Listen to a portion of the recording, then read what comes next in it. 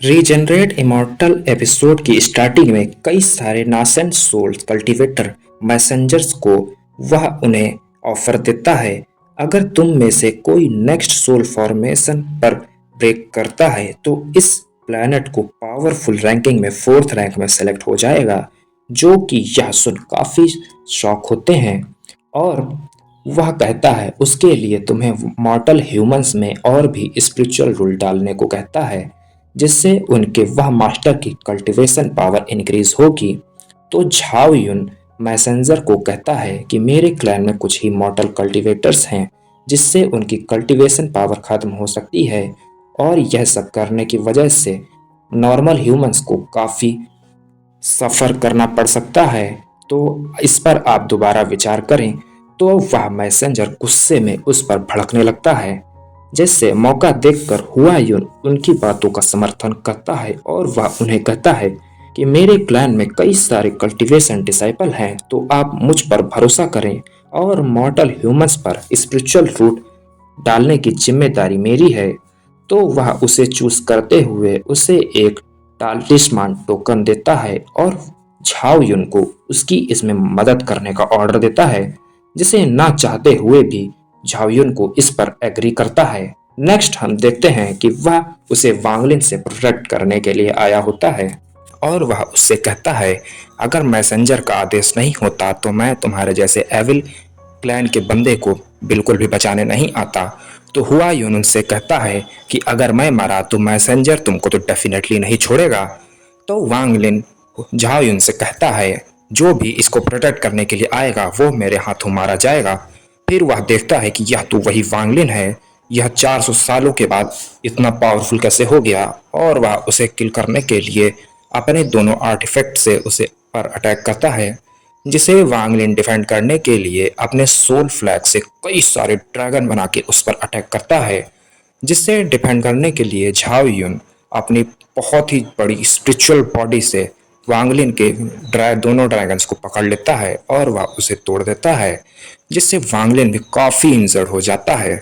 मगर वांगलिन अपने सभी ड्रैगन से उसकी स्पिरिचुअल बॉडी को चारों तरफ से घेर लेता है और अपनी लाइटनिंग पावर से डिस्ट्रॉय कर देता है, जिससे झाओ युन भी काफी इंजर्ड होता है और उसे तो बिल्कुल भी यकीन नहीं हो रहा था कि ये 400 साल पहले वीक बच्चा आज इतना पावरफुल हो गया है। जो कि वांगलिन की शॉकिंग पावर देख के हुआ ही उनकी जबी पैरों तले से जमीन ही खिसक गई होती है। तो वांगलिन उस पर अटैक करने के लिए अपनी सेलेस्टियल स्वॉर्ड का यूज करता है, जिसे डिफेंड करने के लिए वह अपने वही दोनों आर्टिफैक्ट का यूज करता है। तो वांगलिन कहता है तुमने मेरे इस अटैक को विदस्टैंड किया है तो काबिले तारीफ है कि तुम इतने पावरफुल हो, मगर मैं भी देखता हूँ कि तुम कितनी देर तक इससे बचते हो। और वह अब उसकी पावर और भी बढ़ा देता है। तो झाओ युन उसको रोकने में काफी स्ट्रगल कर रहे होते हैं। अब वो पिछले कई समय याद कर रहे होते हैं जहां मॉर्टल्स के अंदर उनके कई सारी स्पिरिचुअल वेन्स स्थापित की गई थीं और उनके क्लैन के सभी मेंबर्स को उस पनिशमेंट में मार दिया गया होता है। सभी लोग मारे गए होते हैं और वह इस चीज का रिग्रेट कर रहे होते हैं कि आज तक मैं इसके बारे में कुछ नहीं कर पाया और मैं इनकी इसमें मदद ही करता रह गया, जिससे डिफेंड करते करते उनके मुंह और उनकी आंखों से ब्लड निकल रहा होता है। मगर तभी एक पोर्टल खुल के एक हैंड उस स्वॉर्ड को डिस्ट्रॉय कर देता है। तभी वहां वह मैसेंजर आ जाता है। वह उन्हीं पर भड़कने लगता है कि तुम एक बच्चे को नहीं संभाले पा रहे हो और हमारे इतने सालों के प्लान्स को तुम्हारी वजह से डिस्ट्रॉय हो रहा है।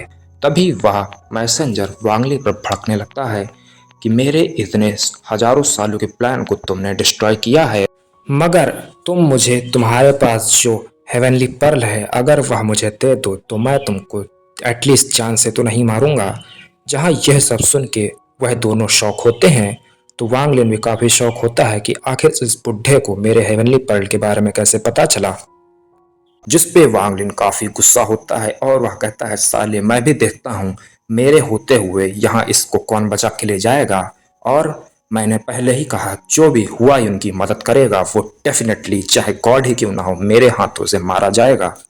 तो वांगलिन उस पर अटैक करने के लिए अपनी एंशियंट गॉड बॉडी को वहां पे समन कर लेता है, जिसे देख के वह मैसेंजर के साथ साथ वह दोनों भी शॉक होते हैं और वांग लिन अपने एंशियंट बॉडी से उस पर अटैक कर देता है, जिससे डॉच करता हुआ वह मैसेंजर वांग लिन के ऊपर अपनी पावर से अटैक करता है, जिससे डिफेंड करने के लिए वांग लिन अपनी फिस्ट का इस्तेमाल करता है, जिसको उपयोग करते वक्त वांग लिन को भी काफी दिक्कत हो रही होती है और वह उस अटैक को डिस्ट्रॉय कर देता है।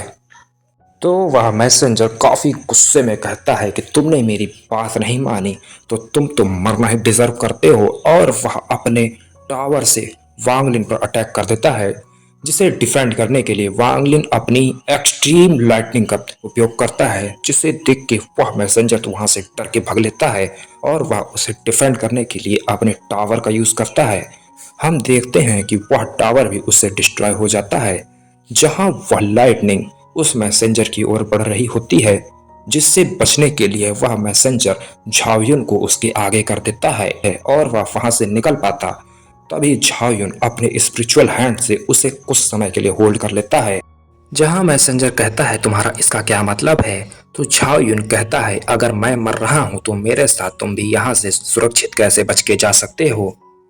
और वांगलिन की वह एक्सट्रीम लाइटनिंग मैसेंजर को जाते जाते हिट कर जाती है, जिससे वह मैसेंजर काफी इंजर्ड हो जाता है और उस लाइटनिंग से झाओ युन की भी डेथ हो जाती है। यहाँ तक उसकी सोल्स और बॉडी भी डिस्ट्रॉय हो जाती है। जैसे ऐसा होने की वजह से हुआ युन के तो तोते ही उड़ जाते हैं। नेक्स्ट हम देखते हैं वांग लिन हुआ युन को घसीटते हुए ले जा रहा होता है और वह उसे उठा के जमीन पर पटकता है। तो हुआ यून कहता है कि तुमने हर चीज कैलकुलेट करके रखी है, मैं बस तुम्हारे को और तुम्हारी क्लैन मासूम ह्यूमंस और बच्चे को जान से मार के बस तुम्हें सबक सिखाना चाहता था, मगर तुमने मेरे पूरे क्लैन को, मेरी डॉटर, मेरे सन्स सभी को डिस्ट्रॉय कर दिया। देख लेना फ्यूचर में तुम्हारी भी डेथ इससे बुरी होगी, तुम मृत्यु को तरस जाओगे मगर तुमको मौत नहीं आएगी। मगर वांगलिन इसकी बातों को इग्नोर करते हुए वहां पे उसके क्लैन के सभी मेंबर की सोल्स बॉडी वहां पे अपेयर कर देता है कि यह तुम्हारे ही क्लैन के मेंबर्स हैं। ठीक ऐसे ही तुमने मेरी पूरी वांग फैमिली को डिस्ट्रॉय किया था, तो आज तुम्हें कैसा लग रहा है? तो अपनी आंखों के सामने अपने पूरे क्लैन को खत्म होते हुए, जिसको तुमने खुद अपने हाथों से मारा है। तो हुआ यून कहता है मुझे ऐसा करने के लिए तुमने फोर्स किया और मेरे पास कोई और रास्ता नहीं था, तुम्हें मारने के लिए इनका मरना वर्थ इट था। तो वांग लिन इससे पूछता है कि आखिर तुमको मेरे क्लैन और मेरे होम टाउन का पता कैसे चला था? तो हुआ यून उसे कहता है कि मैं तुम्हें नहीं बता सकता। तभी वांग लिन इसका पता करने के लिए उसके सारे सन्स की सोल्स वहां पे डिस्ट्रॉय करने लगता है, जिसे डिस्ट्रॉय करता देख हुआ यून काफी क्रेजी स्माइल करते हुए कहता है ठीक है, और वह उसे बताता है मुझे गाओ कीमिंग ने बताया था और उसने वह डिवाइन मिरर का इस्तेमाल किया था तुम्हारा होम टाउन ढूंढने के लिए।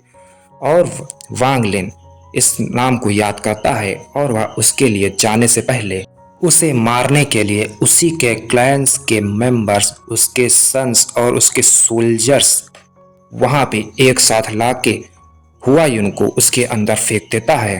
जहां हम देखते हैं वह सोल्स हुआ यून की बॉडी सोल्स को काफी तड़पा तड़पा के मारने लगती है, जहां इसकी वजह से हुआ यून को भी काफी इंटेंस पेन हो रहा होता है और उसकी चीखें बहुत दूर तक सुनाई दे रही होती हैं। वजह से वहां पे हुआ यून के साथ साथ उसके क्लैंस के मेंबर्स की भी बॉडी पत्थर में बदल जाती है, जिसे वांगलिन डिस्ट्रॉय कर देता है। सच में गाइस, इस सीरीज में वांगलिन जितना रूथलेस कैरेक्टर आपको कहीं भी नहीं देखने को मिलेगा। नेक्स्ट हम देखते हैं गाओ कीमिंग को, जिसे कुछ एहसास होता है और वह कुछ कैलकुलेट करके एक कल्टीवेशन मुद्रा में बैठ जाता है। कुछ देर बाद वांगलिन वहां आता है और वह उसके एरे में कदम रखता, तभी वह देखता है कि यह तो मर चुका है। जहां गाओ कीमिंग मरते वक्त अपनी बारे में बताता है कि मैंने पहले ही हर चीज कैलकुलेट कर ली थी कि तुम मुझे मारने के लिए आओगे और मेरा हुआ यून की इस चीज में मदद करना यह मेरी सबसे बड़ी गलती थी, इसके लिए मुझे माफ करना। तो वांगलिन इस चीज को छोड़ के, जो कि गांव की मिंग मर चुका था, उसका अब यहाँ कोई काम नहीं रह गया था और वह वहां से चला जाता है। नेक्स्ट वह अपने होम टाउन अपने मदर फादर की उनको याद कर रहा होता है और वह उन्हें कहता है कि वांग लिन ने अपने होम टाउन का पूरी तरीके से बदला ले लिया है, हुआ यून और उसके क्लेन को पूरी तरह से डिस्ट्रॉय करते हुए। वांग लिन के पास अब एक नया रास्ता है और वह एक दूसरी जर्नी के लिए निकल रहा है। उसके लिए आप अपने इस बेटे पर मुझे हिम्मत देना कि मैं आगे आने वाले चैलेंजेस का सामना कर पाऊँ। और वह अपने मॉस्किटो मच्छर के पर बैठ के वहां से निकल जाता है, जहां वह एक माउंटेन के ऊपर बैठ के वाइन पी रहा होता है। जहां माउंटेन पर बैठ के वह सोच रहा होता है कि 400 साल एक ब्लिंक ऑफ आइस की तरह निकल गए और यह यूनिवर्स काफी बड़ा है, जिसको कल्टीवेट करने के लिए मैं फांगलिन हेवेंस के खिलाफ तक जाऊंगा। फर्क नहीं पड़ता कि यह बात कितना भी मुश्किल क्यों ना हो, मगर मैं वांग लिन हेवेंस के नीचे सर तो बिल्कुल नहीं झुकाऊंगा। और उसे सिट्टू नान को भी तो रिवाइव करना होता है। तभी वांग लिन की शुरू से लेकर आखिरी तक कल्टीवेशन जर्नी दिखाई गई होती है, कैसे वह पावरफुल बना और दूसरे की बॉडी पोजेस करी और ली मुआन के साथ वांगलिन का रियूनियन होना। और यह हेवेंस काफ़ी रूथलेस है। मुझे और भी पावरफुल बनना होगा क्योंकि मैं जिनको पसंद करता हूँ और मेरे चाहने वाले इम्पोर्टेंट पीपल को मैं प्रोटेक्ट करूँगा, क्योंकि इसके आगे से वांगलिन की journey one of the best होगी।